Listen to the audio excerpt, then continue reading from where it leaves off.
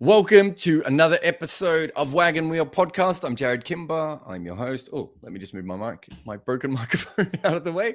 Good start. Good smooth start. Let us start with the Patreon questions. Remember, if you want to definitely ask questions, the two best ways to support us on Patreon at first class level and above. And then you can ask your questions on this particular show, but you also get access to our Discord channel. What else do you get access to? And my emailer and many other little things along the way. Plus, the podcasts come to you quicker. Not this one, of course, because this one goes straight out, but some of the other ones come to you quicker. And the other way is, if you're on YouTube right now, you can send through a super chat. At the end, I'll have a look through the chat anyway. But if you want your question definitely answered, remember to super chat it. But let's start with the show. So first question is from Aditya, who says, what are your first impressions of Todd Murphy? Do you think he can become Lion's successor once Lion retires? Well, after the first test, people wanted him to take over then. So he's already there, man. No, I think I've covered this before. Yeah, I definitely think he has the ability, based on what I've seen of him so far, and that's a little bit of Shield cricket, a little bit of Big Bash, and now in India. I think he has the sort of a more of an all-round spin presence, which is that's Lion's main skill, right? And I kind of think if you're not Shane Warne or Bill O'Reilly or Clary Grimmett, your main role as an Australian spinner is really resting the quicks as much as possible, but helping them on all the different surfaces. So, we know Nathan Lyon's never been an Indian specialist, although, he's got better through this series, but that's never been his main skill. But his main skill is that he's still quite good in England, and, he can do a job in South Africa, and, can be very good in other places at times. And that is something that we don't know 100% with Todd Murphy, but if you watch him, that's kind of what he projects as, right? Someone who should be able to do that. So whether he can or not, I don't know. But yes, at the moment, I would say that not since Lion have I seen a bowler where I thought this could be a frontline spinner for Australia, rather than Steve O'Keefe, Matt Kuhneman, Mitchell Swepson type players who are fine, but they're probably only going to play more so in Asia than anywhere else, or spinning wickets, not just in Asia. Will says, you mentioned a lot recently how there's no statistical evidence that left armers foot marks help an off spinner. It's a left arm finger spinner, oh, sorry, no, it is an off spinner. You're right. Sorry. Now I'm getting confused, Will. You're correct. Have you found any other myths that have no statistical backing but are regularly used on commentary and by coaches? Yeah, so the big one when I first started was that coaches would obsess about the first ball of an over. So that, they would talk about winning the first ball of the over and how important it was. But when you looked at the data, the first ball of the over actually had no outcome on the rest of the game at all. I can't remember. Let's say it's a T20 game, and your first ball of the over goes for 4 or it goes for a dot ball, you still pretty much over the next 5 balls going to have 1.3 runs and over. 1.3 runs a ball scored regardless. So it doesn't change anything there. So that was a big one. The other one is left-hand, right-hand combinations. One thing I looked up at specifically was, we hear left-hand, right-hand combinations bother bowlers, and that there are more wides bowled because of left-hand, right-hand combinations. And I'm pretty sure I did a piece for Crick Info many years back now that actually shows that in one-day cricket and T20 cricket, you have more wides bowled in when there are 2 left-handers than when there are right-handers. So it's not the left-hand, right-hand that bothers bowlers. It's the left-handers in general. And I don't know. I haven't looked at that recently to see if left-handers still get more wides. But that was certainly something else that I was told and believed. It made sense, but left-handers are more of the problem than anything else. I'm trying to think. There's the third one that I want to say makes sense, but I can't think about it off the top of my head.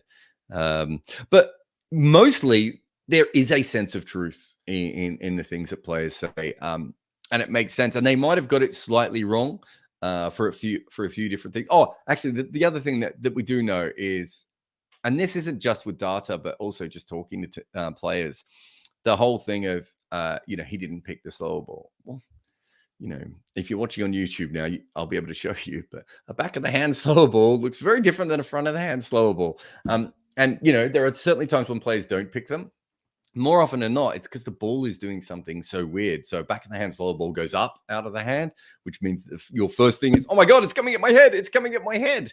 We should clip that for social. But whereas, and then it dips at the end. And so even if you've picked it, your first instinct might be, oh my God. And then you think, and then you're trying to play a shot, you may be already out of position.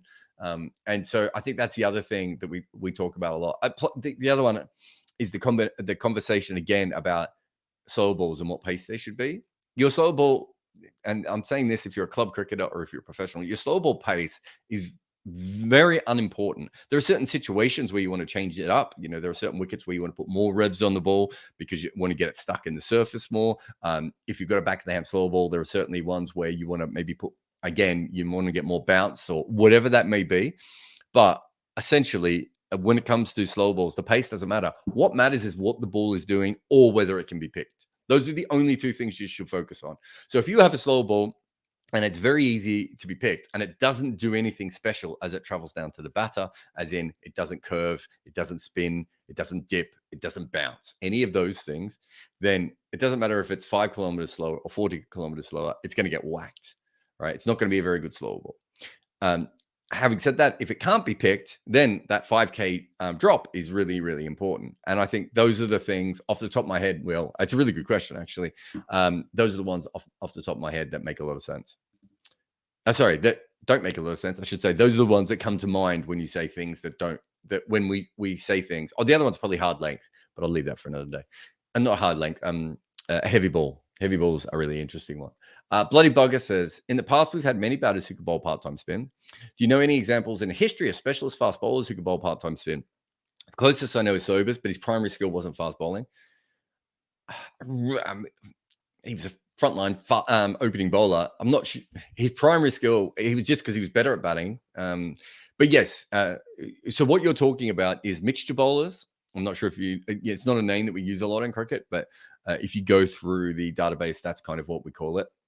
And I'm not sure when that term came about, probably before World War II, because before then, a lot of people were mixture bowlers. And, you had someone like Barnes who people still argue whether he was a spinner or a quick. He said he was a spinner and other people said he was a quick.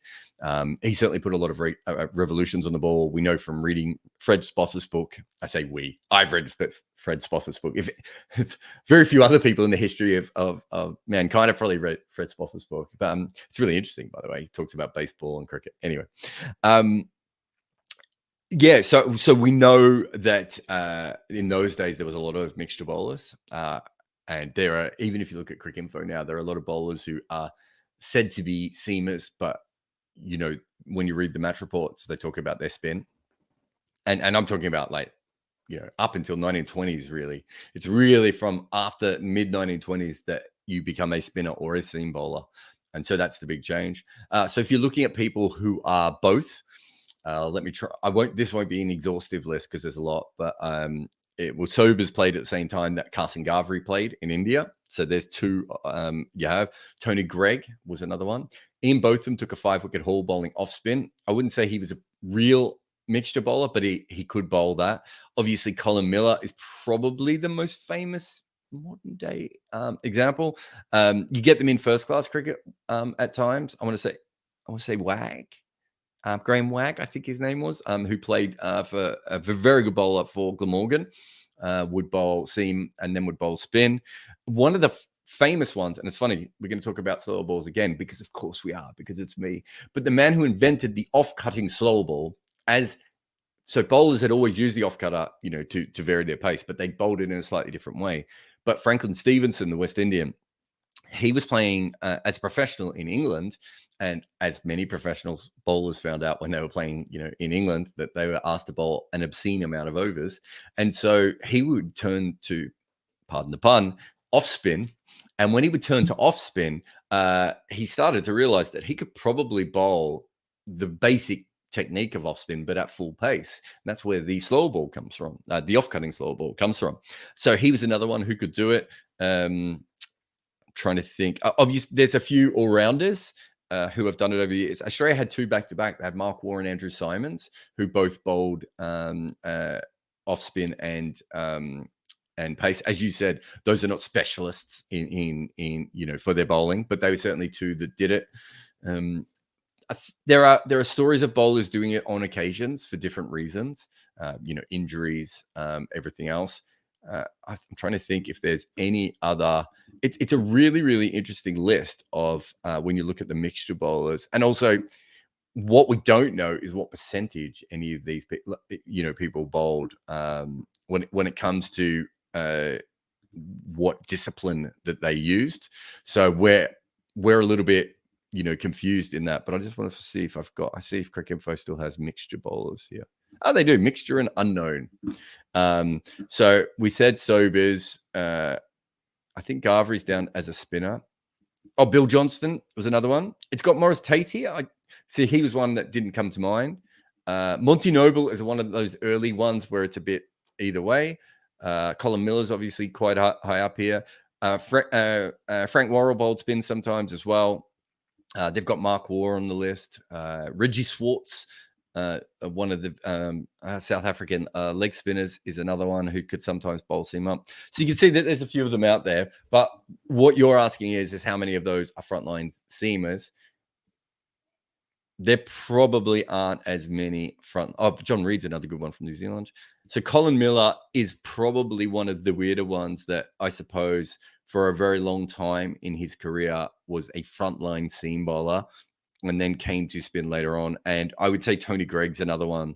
I think in modern cricket, Tony Gregg would probably bowl a lot more of, especially he would have played, even more in Asia and maybe in T20 conditions. I think Tony Gregg was a legitimate threat with off spin or seam, and obviously Colin Miller the same. In fact, at test level, Colin Miller was probably a better off spinner, whereas for the majority of his career, he was a seam bowler. So it's a really interesting question. When you see bowlers in the nets, Jofra Archer and Jimmy Anderson, I've both seen them bowl really good spin, like proper Joe Root level spin in the nets. And so it does seem to be something that has gone away, but certainly before World War II, it was a lot more common. Oop, lost him. Sandeep asks a question. He says, with England doing well in ODIs, even without Bairstow, Brooke, and Root in the team, is there any need for the ECB to ask Stokes to come in out of retirement for the World Cup? I mean, they haven't been doing good, though, have they? They haven't been playing particularly good one-day cricket for a long period of time. They lost 2-1 to South Africa and they won 2-1 against Bangladesh. Two teams they would assume that they're a lot better than. I'm not saying either of those were particularly full-strength sides or anything. I mean, Ben Stokes just gives you something extra, right? I mean, your point about Bairstow, Brooke, and Root is very, very fair, but none of those are frontline bowlers. So I think with that in mind, they have the ability to bring in Stokes. We're all assuming Stokes. Well, I say me and several people who know him and a few people that follow the England team are assuming that he is going to come back. We don't know how much use he is, whether he can bowl. All these things are going to factor in. I don't think they bring him back as a specialist batter, just because as good as he is with the bat, I'm not sure that, as you said, there's so many other people that can bat in those positions. They may not feel that way, but if he can bowl even 5-6 overs a game, I think the flexibility he gives you is so massive that they would probably still think about him. Luke asks, what is going on with 99.94 podcast? Are they no more or just taking a break? So I think I said this on one of the other episodes, Luke, but they are taking a break at the moment. We run out of finances is the best way of putting it. We're broke. It's not dead at the moment, but obviously, I don't know when I'm going to get money in. I'm not really sure what the situation is. All the hosts are, standing by. But at this stage, it's on a pause. So all my stuff will continue. Obviously, Edges and Sledges have moved back on their own. But all the other podcasts have been paused at the moment. But I would like to think it's not going to be dead. It's my baby. And, I put a lot of time and effort into it. And I still want it to come back. And I still know that cricket needs it, so I'd love for it to come back, but as it currently stands, I don't have the money to fund it myself, so waiting for someone else to bring that money in. Manon says, if you're India, what is more important, losing the last test but winning the World Test Championship, or winning the last test but losing the World Test Championship? Personally, the home record means more to me, but maybe that gives the BCCI confidence in these poor pitches. If I'm more important, I think the ICC tournament is more important to me. I mean, I'm hoping that's where teams are heading. Otherwise, we might as well get rid of it. The home record doesn't mean as much to me. There's also a chance of drawing the last test, of course, as well, being that we only have 4 wickets on day one, although we don't assume that always bet against the draw in modern cricket, obviously, but there is certainly that. But if I was India, I would think also the World Test Championship, because you give yourself a chance of winning a trophy. And if I'm not mistaken from all my time on the social media, Manan, people seem to want India to win a trophy very badly. So the World Test Championship, if they could win that, I would have thought that would have brought more happiness and less trolling. And isn't that what life is really about? It may not be. Ian says, what are the differences you find between intensively watching a game with a view to writing a piece on it and actually commentating on the game? And which do you enjoy more? Yeah, it's very, very different. I think when you are so when you're commentating, it depends on the commentary shift. If I'm doing a cheap commentary and it depends on the commentary job as well. If I'm doing ball by ball, I'm probably on for 20 minutes out of every hour. And if I'm working for someone who doesn't have a lot of employees, I'm probably on for 30 minutes every hour. That's really intense. You see everything and you have to be on top of every single thing, which means you do watch the game in a way that is very hard to replicate if you're not commentating. You're watching the game on a level where you're terrified you're going to get something wrong, and that you're not going to have something to say. So you're really focusing in on it. If I'm doing co-commentary, that's a little bit different. Co-commentary is a little bit more chilled.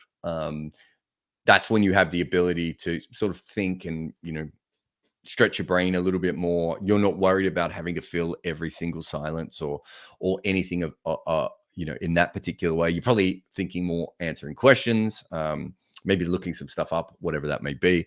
Then the third job that I also do when I'm commentating is analysis, which is much more like writing. So I'll get to that. So writing is the way that I've covered cricket the most. And I don't have one style that when, on a writing day, I don't just do this or this. So I have different styles. In fact, if you want to do my sports writing course, you'll see that there are many different ways that I kind of follow a game during a game, depending on what I might want to write, how I'm feeling, what I think the stories are, how the game is unraveling in front of me.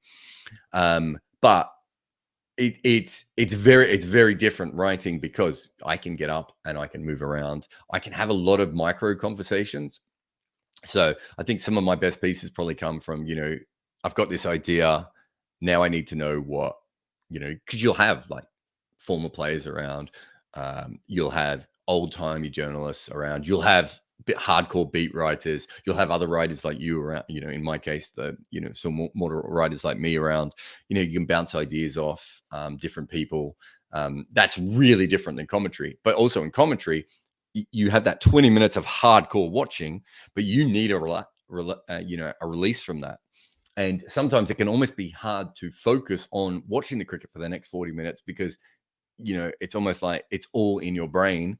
There are many commentators who literally they do their 20 minutes and then they spend 40 minutes following the cricket, but not watching it just because they need that break to have the energy to come back again. So they're very different. I think probably the perfect for me is when I'm doing the analysis stuff for TalkSport, just because it's thinking like a cricketer, but with the ability to use all the things that I, the little bits that I say. It's probably why I started writing more notes pieces on my emailer, is because there are little bits during the day that I really want to say, but when I was always trying to write the article in one big thing. And so you have to cut out all the bits that don't fit the article. So the analysis thing allows me to follow the game really closely, but also still do other work, still have conversations with everyone off microphone, and still write and research and, talk to CricViz and to Gary Morgan, our statistician, and anyone, my friends, send WhatsApps to someone like, Dan Breddig's out at, well, actually, I was going to say Dan Breddig's out at the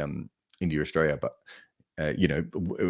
Vish or Wigmore or Will McPherson or whoever's out, or, George, whoever's out there, send them a message, and Rory, all those sorts of people. So, it's very, very different. I think I probably prefer the middle role, it probably suits me the best because I do love broadcasting, but I also love writing. So it's almost like a combination of the two.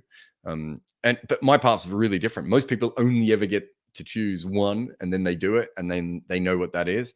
Whereas I bounce around every different style of of following a cricket game, from sitting on the bench with the players, all the way through to working on the broadcast. Ben says, what would be the Ben asks, what would be the best way to make home conditions important but not farcical? The ICC control over all pitches and curators. Curators protected from board and team interference. Obviously, some don't listen to their board's team anyway, as we've seen. But the varying conditions is one of the best things about tests, but a little balance needs to happen for them to be protected.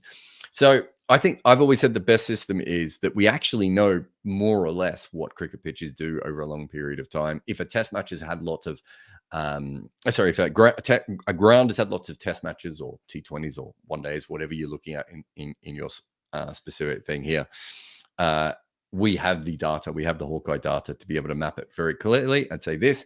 And then, of course, if something goes wrong, the groundsman could be like, look, the pitch usually does this, but we've had 4 weeks of monsoon rains, and so we didn't have to do this, or we're in a drought. We've put extra water in, but it's been so hot that the pitch has changed. I think that's what the ICC should be doing to make sure that each wicket is still like that wicket is naturally. Because as you say, I think it's a huge advantage for cricket to have that variance in it, but then to have some oversight to be okay, we've got the data here, but even we do have the ability to have a look at first-class grounds, and it's not first-class records for the grounds who have less international or T20 stuff to be able to have a look at that. There should be a proper profile for every international ground of, okay, this is more or less what it does. Let's see if in this test it did that, and have a look at it from that perspective. I have talked to people at the ICC about taking over pitches. I mean, there's no way they could. There's no way the major boards, and not even the major boards, like the top 9 boards would ever allow it at this point. But going forward, it obviously does make a lot more sense. I find it interesting that, the ICC is a lot more involved in the World Cup pitches and everything now. But I think we're still a long way off from bilateral. I may say bilateral. Bilateral. I don't know what bilateral is. Patrick says, how much effect do you think John Boy will have on getting Americans to watch a Major League Cricket who otherwise wouldn't? I mean, it's a fascinating thing. I don't know how many followers John Boy has through his social media platforms, but for those who don't, those of you who don't know, John Boy is a baseball YouTuber who got very, very famous for covering some interesting events, and then he's just built on that. People think I have a crazy work ethic. John Boy seems to work about twice the amount of hours a day that I do. Creates incredible content. And I don't know how, maybe it was during lockdown, he got into cricket. I should get him on a podcast one time. He's commented on these, he's even come to some of my shows to comment at times as well. So he's really getting into cricket. He produced a really good video on the India-Pakistan game. And he's done some really, really interesting stuff, and I think he's worked with Major League Cricket a little bit, done some things with them, and I think they are going to use him going ahead.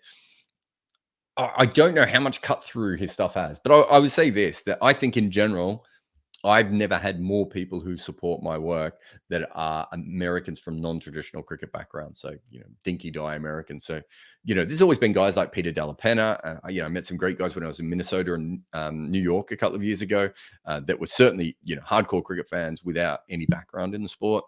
But it does feel to me that it is changing very, very quickly. And John Boy and Major League Cricket would be, from my perspective, a very good gateway. I've been told, maybe because I grew up watching, basketball and following American sports, that a lot of my coverage is a lot more American style than probably traditional cricket coverage is. So again, I'm probably a part of that as well. But I think the more options, but realistically, it's going to be, SB Nation, Locked On Network, The Ringer, New York Times, The Athletic, whoever else.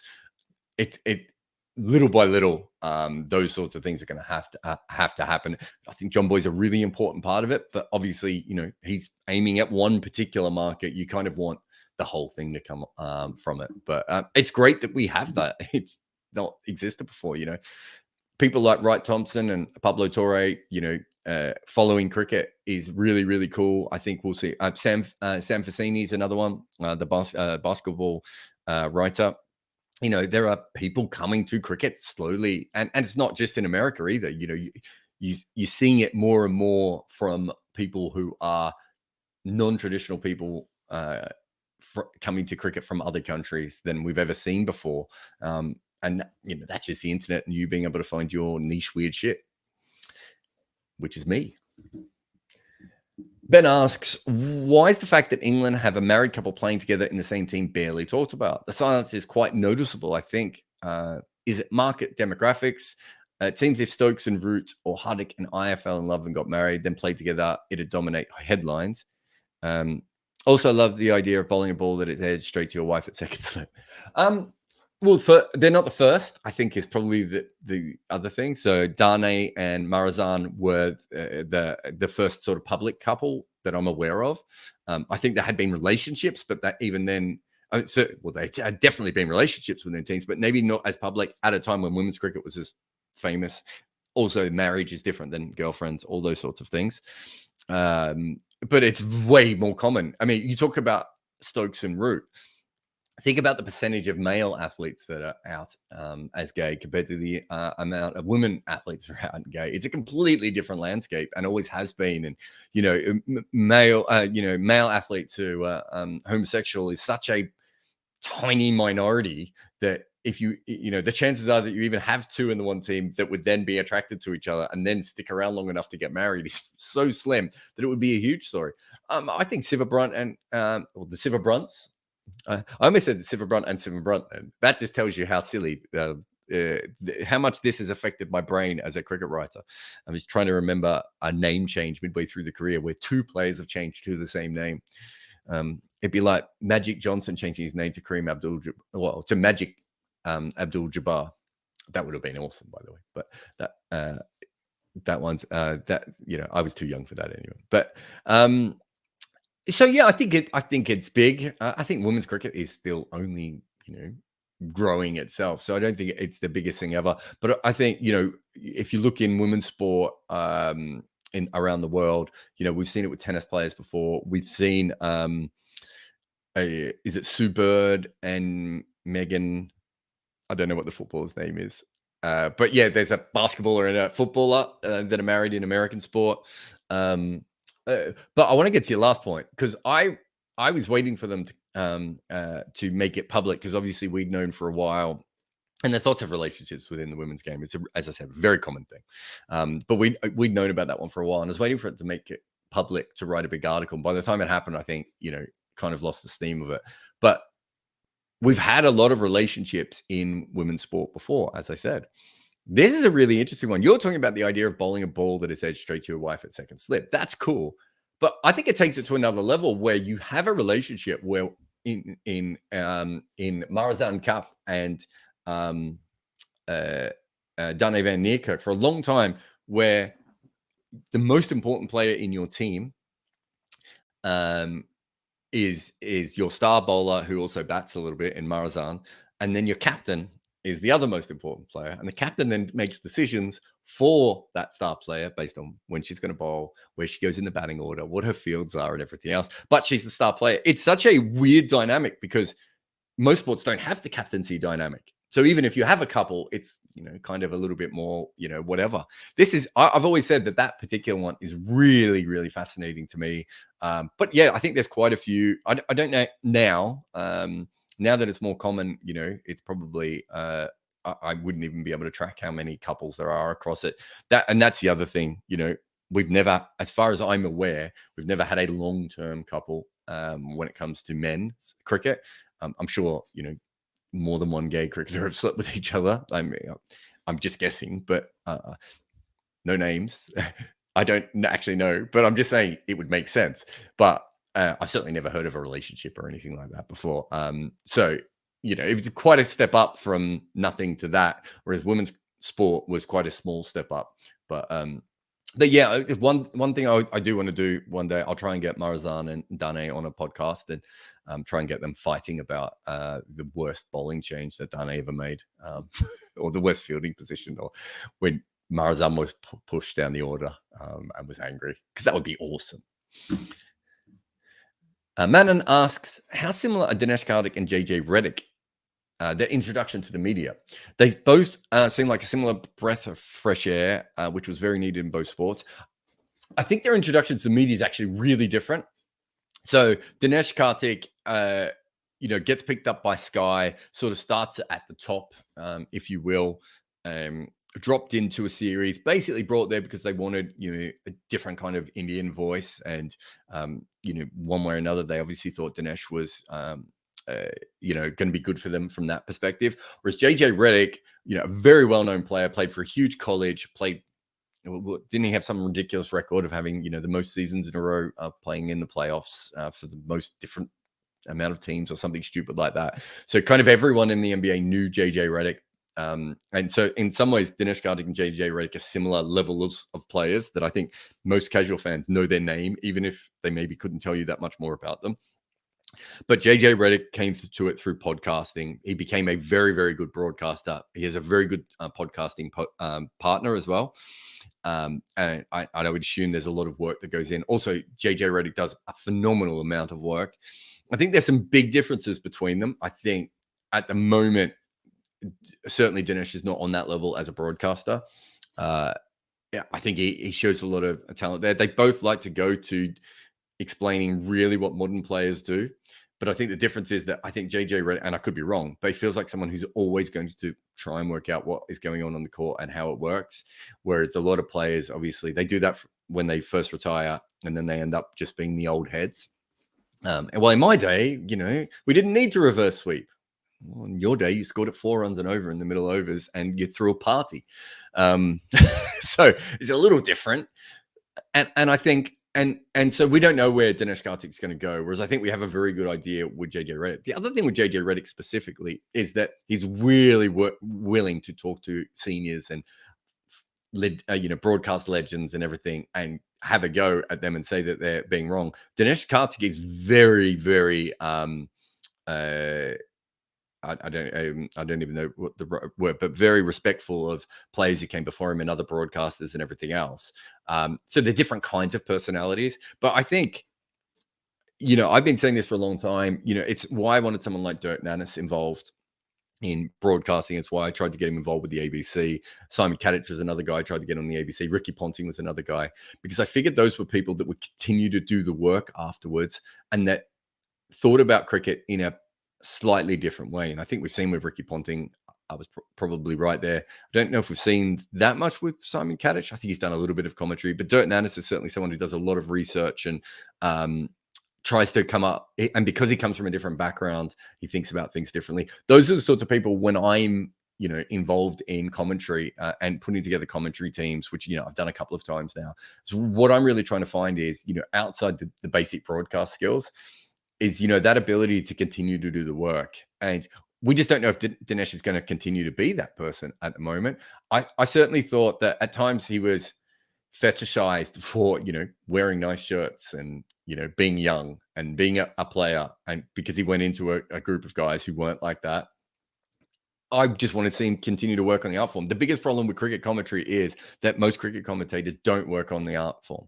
And that's where it falls down. And we have to listen to poorer commentary. And if Dinesh Karthik can continue to grow and become better and become someone more like, and I should say, I haven't listened to many games that JJ Redick has called. So I don't know what his actual commentary is like, but I know what he's like talking about the game, as a talking head. And he's certainly very good from that perspective.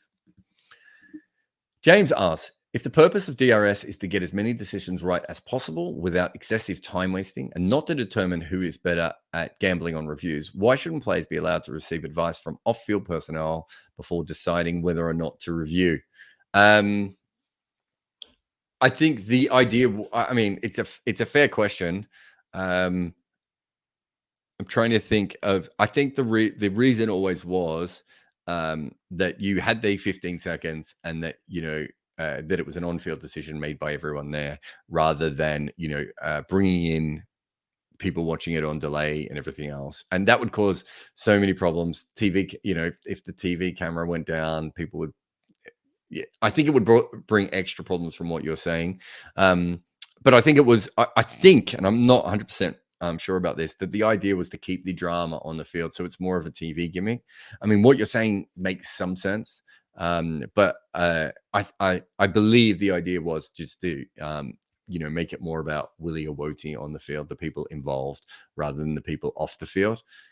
I would say this, that it is my experience as a commentator, when we see, especially when you're commentating off TV, or if you're commentating live, but you have the TV there, that can actually cause more problems. And it's very hard to also give information from off the field. So if they did do it, I'm not sure we'd see a massive rise in correct decisions straight away. I could be wrong with all that, but I don't think it's as accurate as people might think it would be. But I don't know. But my thought back in the day, and I never really asked specifically, but I think, the general mood was that they wanted it to be an on-field decision because of the drama involved of, the 11 players or the 2 players coming together and everything else.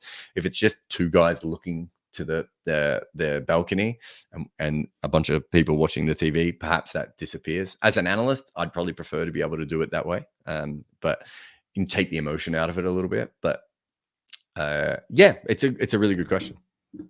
And Christopher asks, is games like England-Bangladesh actually benefiting anyone for England? All the players have multiple caps now, so it isn't new players getting a chance, and team balance isn't right due to unavailability. No, I think it's a very important series because it's the last time they're going to be in Asia. You can practice on spinning pitches back in England and all that sort of stuff, but Asian conditions are different.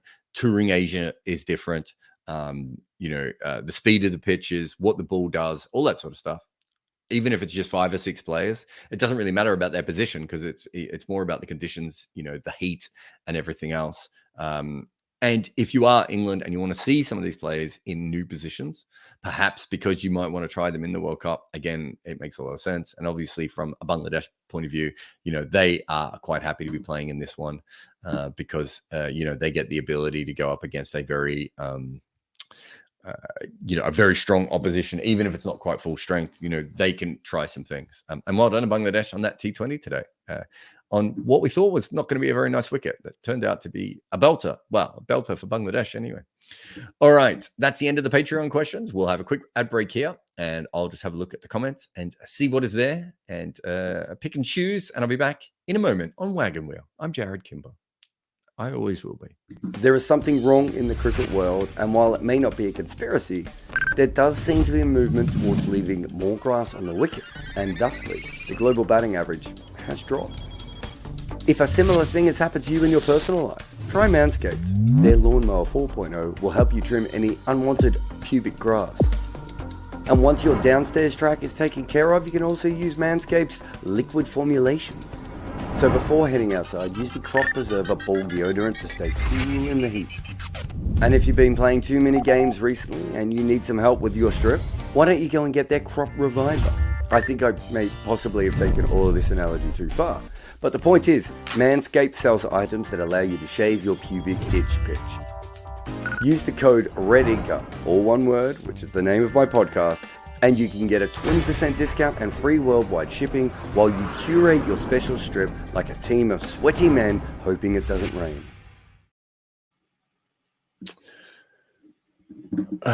All right. Got a few questions here, but let's start with Max Watkins, who asks a super chat. Cam Green, is he as good as people say he is? The problem with young all-round, and there's a really interesting question here. Someone said that he's underrated. I don't know who he could possibly be underrated by. I mean, at this point, I'm not saying he's one of the most overrated cricketers in the world because that's a kind of a negative comment. And I don't mean it in that way. But when I mean he's overrated, I mean that people are definitely, very excited about him.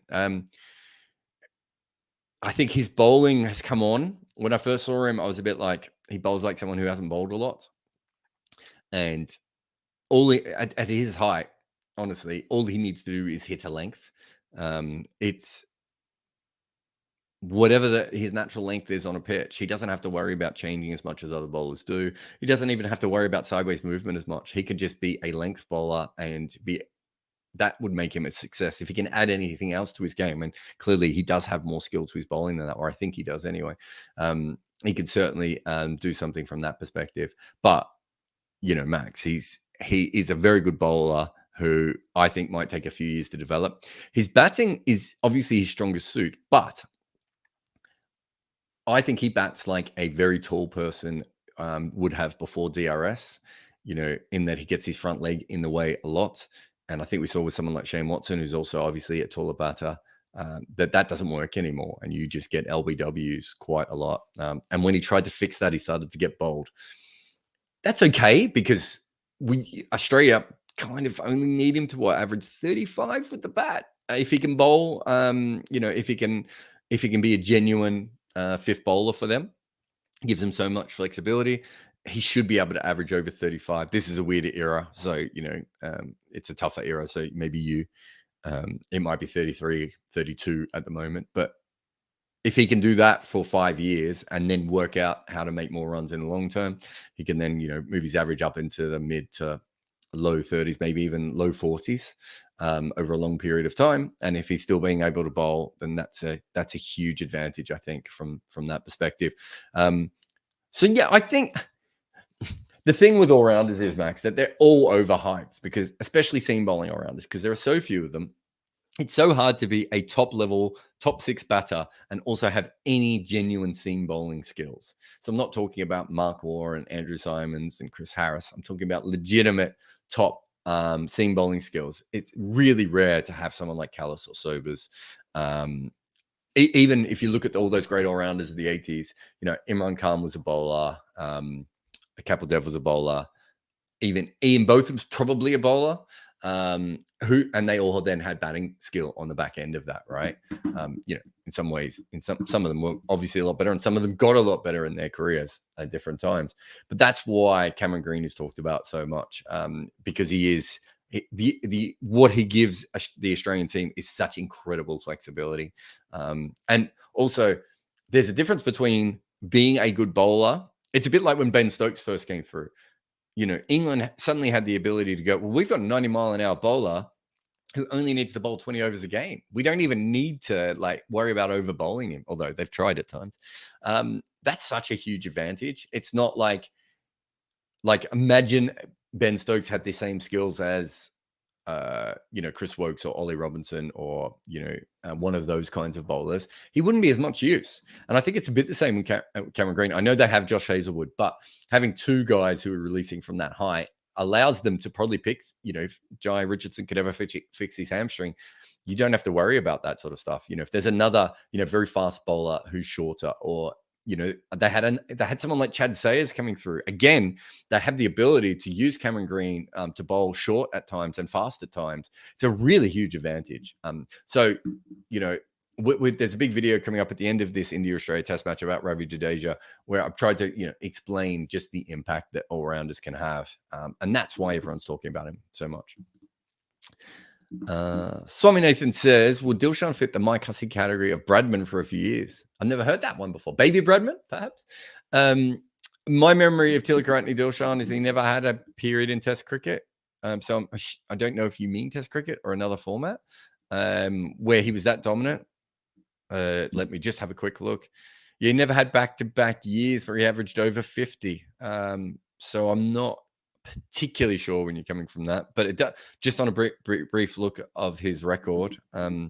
I don't know if you're talking about limited overs as well, but I think he ended up averaging 41 in Test cricket, and I think that's probably fairly accurate of where he was as a player. I always felt he was a player who could go on a spree, and I think maybe that's what you're talking about. So I'd see him more as a spree batter. Usman Khawaja can be a bit of a spree batter as well, where they go for periods where it looks like they're the best batter in the world, but they also go for other periods where nothing much happens.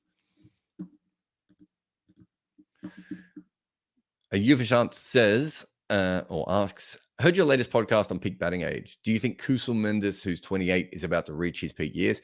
I would think that everything that myself and Amol talk about, and it's worth going and having. It's a really good episode. It'll be up on YouTube in a few days, but it's out on Red Inca now if you want to listen to it. Or it was already out 2 days ago if you're on Patreon. it's a really good episode. And what we talk about is he would be an example of a player who was obviously an above average talent when he was young.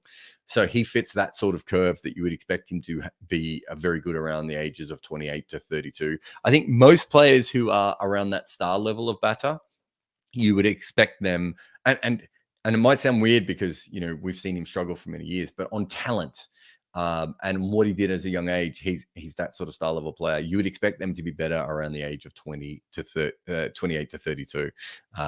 You know, but it's a really interesting episode about, you know, ages in Test cricket, and I think there's a few things that do.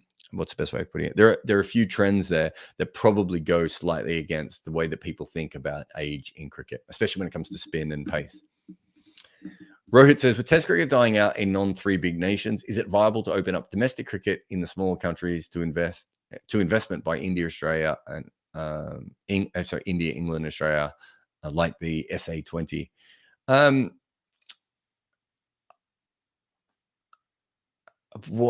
would they invest in it? It's a bit different than the SA20. The SA20 isn't invested in by BCCI, is it? It's invested in by private owners. So why would private owners want to invest in first-class cricket in Sri Lanka? And why would the cricket board from Australia want to invest in it? So I don't see that as being like for like. The one thing I would say is, and I've said this for many years, that, you know, England should have a base in West Indies, and Australia should have a base in Sri Lanka, and India should have a base in South Africa. So I suppose by doing that, maybe you would invest some money in those situations. But I'm not sure that's quite the same as what you're saying. Oh, Ben's back. On the back of my married couple question, do you think cricket is in a better place to have a top gay player come out in the men's game as opposed to other major sports? No. I think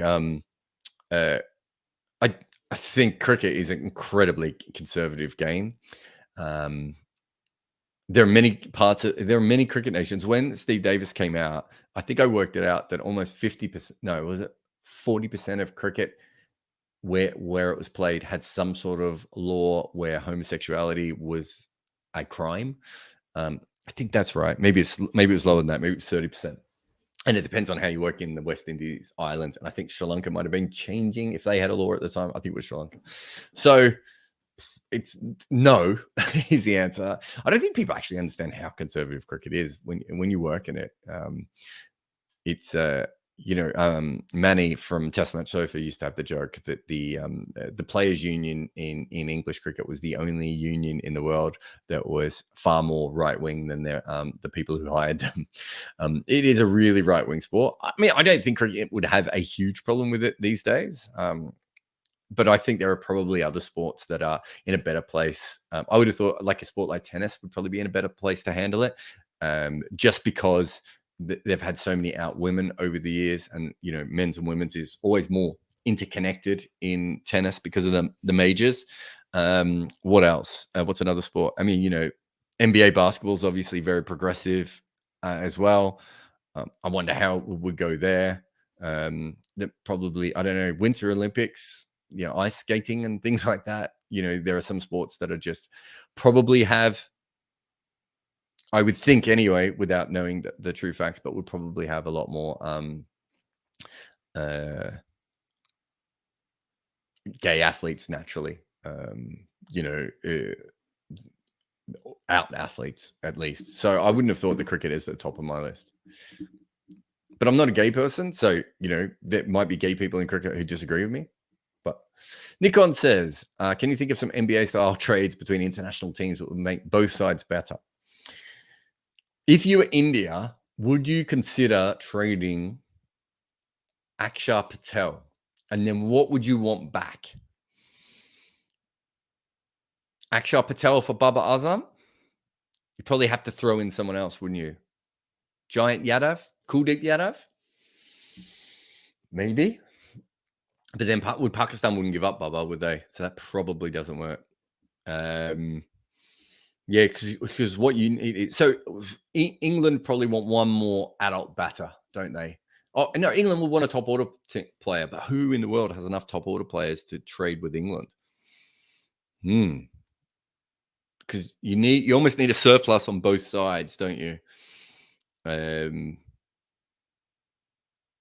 do New Zealand have, unless you trade, let's say England trade for Daryl Mitchell and try him out as an opener. Then if he doesn't open, they've got another surplus of guys in the middle order. Will Young's probably the same, right? What does Australia have excess of? So Scott Boland and Lance Morris, what does that get you with another team? Does that get you a really good spinner in Sri Lanka? Do they have a second spinner that's good enough? Yeah, this is an absolutely fantastic question. Yeah, I'm trying to think of teams that have. There'll be a really interesting trade that doesn't really help. It's not a major trade, but Scotland is a team that has in their T20 setup 2 left-arm finger spinners that are arguably their 2 best bowlers. Well, maybe not their 2 best bowlers, but certainly 2 of their 4 best bowlers. And they're both left-arm finger spinners. You'd get more from Mark Watt than Hamza Tahir, but I think there's some teams in the world. Ireland would probably take Hamza Tahir in a heartbeat. I'm trying to think of some other. I'm not sure Hamza Tahir wouldn't be really handy in New Zealand cricket either. He's a fantastic bowler, but he's a bit young. I'm not sure what would New Zealand have to give up for that. You'd be looking at New Zealand trading something along the lines of, I want to say someone like Blair Tickner, but maybe they would want something stronger than that. Maybe one of those backup batters that New Zealand always seems to be, coming along with. Maybe Scotland, Ravi Ravindra. Would he be interesting to Scotland? If you've opened this up, Nikon, it's an absolutely brilliant question. Yeah, I'm not sure I answered that great, but the Scotland one is the one that comes straight to my head because there's an obvious surplus there that is always going to be a problem because Mark Watt's like a couple of years older than Hamza Tahir, and Mark Watt is obviously fantastic. I think you can play both of them the same, but if you were trading, you wouldn't keep both of them, right? You would definitely trade away. The other interesting one I have is, and as you wouldn't do it now, but in a year's time or 2 years' time, if you saw any weakness in his game, would you potentially trade Ashwin away, knowing that you have Washington Sundar around and he's going to be younger? That's a really, really interesting one as well. And could you give Scott Boland a better role than Australia would give him? And Ollie Stone is another one that comes to mind. I'm trying to think if there's any other. There might be another. West Indies seam bowlers might have some redundancy as well. Anyway, that's a brilliant question. Such a random one that has opened my mind up. It's a really good question today. Thank you, everyone. Let me just quickly check if there's any more super chats come through. I don't see any more super chats. All right, let's just finish off the last couple then. AJ says, if I ever see you in London, you're getting a pint on me, my guy. I drink bourbon, but I'm more than happy to have a pint of that as well. And Imran says, are you watching the West Indies South Africa test match? No. So I today watched India, Australia, and Bangladesh, England. This is how bad it is. I commentated on that game, and I still couldn't tell you who both the teams were. So yeah, I commentated on that one. So I had at TalkSport, I have the 2 screens in front of me. Actually, I have like 4 screens, but I only activated 2 of them, so I don't get a headache. But the big screen for the main game, and then the other one so I can do updates and also follow that along. And while I was getting ready this morning, obviously watching India, Australia there as well. And so I've seen very little of. I've seen very little outside of highlights of South Africa, West Indies, and Sri Lanka, New Zealand, and the same with the women's, the Whipple. So it's an incredible. It doesn't. Maybe I have to go back in other years, but it just feels like there's so much more cricket in this period of February, March than I ever remember before. It is absolutely intense, and I suppose it's a lot of people trying to get cricket being played outside of this. Might be, one of the most IPL things that's ever happened, where everyone's trying to get their cricket done before the IPL now. But it does feel like it's absolutely rammed. And, for someone like me who follows everything, it's like, almost need the matchsticks in my eyes. I think I didn't realize that the Sri Lanka New Zealand game was starting so soon the other day. And I was about to go to bed and I was like, oh, but they're playing now. I could watch that. So yeah, that's what it's been like. But it's been like that since the Women's World Cup, England, New Zealand, India, Australia was all at the same time as well. Like it's just been absolute. And PSL was on, and then you had the SA20 and other thing. It's ridiculous how much cricket is on. So yeah, I'm doing my best to keep on top of things, even if I'm not watching ball by ball. If anyone watching these videos or listening to these podcasts has access to one of the companies who does the ball by ball stuff, that's what I need now. I've realized that's what I need. I need to form a partnership with like NV Play or Kadamba or one of these companies where literally I just say to them, I will plug your product all the time, but just allow me, because in a half an hour, I could watch a whole day's play, just ball after ball after ball. And I love doing that. When I, worked for Scotland, I had access to that. It was absolutely brilliant to be able to see a game like that. You see the patterns a lot clearer because you don't have the 20 seconds of your mind wandering. So it's like, I see what he did here. He went straight, wide. All these sorts of things happen. You do miss some stuff as well, of course, but that's the only way to watch all this international cricket that's being played at the one time, right? Is literally it all be edited together. Just ball. Anyway, this is my life. This is what I do. Thank you for the question. Thank you for the offer of alcohol, AJ. Remember, get yourself a Bodyline t-shirts. I think you can see a pile of my Bodyline t-shirts if you're watching on the video right now. Get yourself Manscaped. It's excellent. You can support us on Patreon, and also my sports writing course, or sports media course now. Multimedia. It talks about podcasts and videos and all sorts of things and how you put these things together. Very much, it's taken from my entire career and why I'm sitting in front of you right now, or why I'm sitting in front of you right now is because I haven't ended the podcast, but you know what I mean. But big thanks out to everyone who did support 99.94 and listened in and everything else. It was a huge thing for us. It was obviously a very, very big undertaking. I still have high hopes, but I always have high hopes. And if I can't get it to work in this, maybe I can get it to work somewhere else. But I just want to say a huge thanks to everyone who's followed 99.94, but also supported all of our stuff. We are getting to the point where I think we can start to factor in or phase in more podcasts to my particular or more days of the week for my podcast. So and that's because you guys watch and listen and comment and share and pay and support and buy Manscaped products. So keep buying Manscaped products if nothing else. But thank you very much, and I'll see you again whenever I'm next on a show.